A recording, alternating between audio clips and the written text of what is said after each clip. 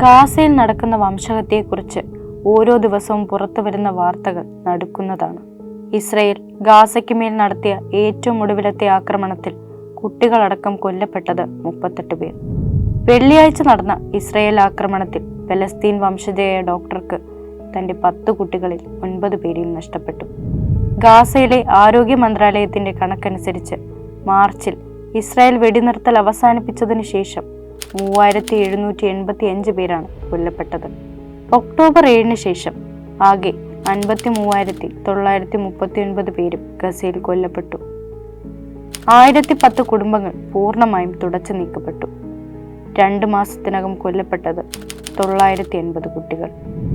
Israel സൈന്യം ഗാസയിലെ സ്കൂളിൽ പ്രവർത്തിച്ചിരുന്ന അഭയകേന്ദ്രത്തിൽ ബോംബാക്രമണം നടത്തിയതിനെ തുടർന്നുണ്ടായ തീപിടുത്തത്തിൽ കൊല്ലപ്പെട്ടത് നിരവധി കുട്ടികൾ ഉൾപ്പെടെ 30 പലസ്തീനികൾ.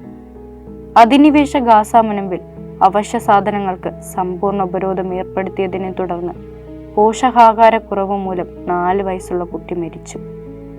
മാർച്ച് ആദ്യം മുതൽ അവശ്യ സാധനങ്ങളുമായി എത്തുന്ന ട്രക്കുകളെ അതിർത്തിയിൽ തടയുന്നുണ്ട് ഇസ്രായേൽ. കണക്കുകൾ പ്രകാരം 2.1 ദശലക്ഷം വരുന്ന പലസ്തീൻ ജനത അപ്പാടെ പട്ടിണിയിലാണ്. മരുന്നുകളുടെയും ഇന്ധനത്തിന്റെയും വിതരണം ഏതാണ്ട് മുഴുവനായും തീർന്നു. 2023 ഒക്ടോബറിൽ യുദ്ധം ആരംഭിച്ചതു മുതൽ ഗാസ നേരിടുന്നത് വലിയ മനുഷ്യാവകാശ ലംഘനങ്ങളാണ്. നിലവിലെ ഇസ്രായേൽ ഉപരോധത്തിന് മുൻപ് പലസ്തീൻ ജനതയ്ക്ക് ആവശ്യമായതിന്റെ ഏറ്റവും കുറഞ്ഞ സഹായം എന്ന നിലയിൽ ദിനംപ്രതി 600 ട്രക്കുകൾ എത്തിക്കാൻ സഹായ സംഘങ്ങൾക്ക് കഴിഞ്ഞിരുന്നു.